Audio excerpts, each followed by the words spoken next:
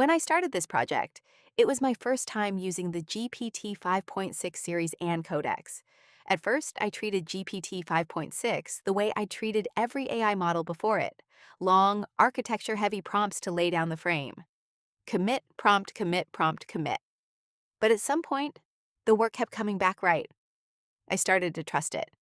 My prompts got shorter, and I began handing the judgment over. This is Socratic kernel. Drop in a textbook or a paper, and it masks the ideas that matter on the real page, and only unmasks them when you can explain them out loud. Destroy spinal root for test sensory and motor deficit. A voice-verified oral exam, built from any PDF. The hard part is putting the mask on the right thing, on any book. So my first prompt was long and exact. Text coordinates come only from the PDF's own text layer. Map through the viewport transform so the crop box offset and the Y-flip are always right. Vision judges, meaning never geometry. The moment I ran it live, it broke. A crop box misalignment, a detached buffer. But I'd written those traps into the prompt, and Codex fixed exactly those. Nothing more than voice.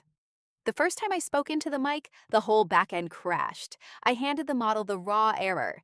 GPT real-time whisper is a transcription model, not a session model. 2 precise instructions later, the connection was right. And a single provider failure could never take the server down again. This is where my prompts change. I uploaded a 2-column paper, and the mask smeared across both columns. I looked at the screen and I asked one thing. Why do you think the titles are important? Is the context of the paragraph useless? Codex changed its own judgment. Titles became context, and only the real claims became recall targets. When it got the equations wrong, I said one word: fix it. And the equations split by role: definition, law, result, derivation, worked example. A shorter question, a sharper answer? Drill into any region, and the reasoning unfolds step by step.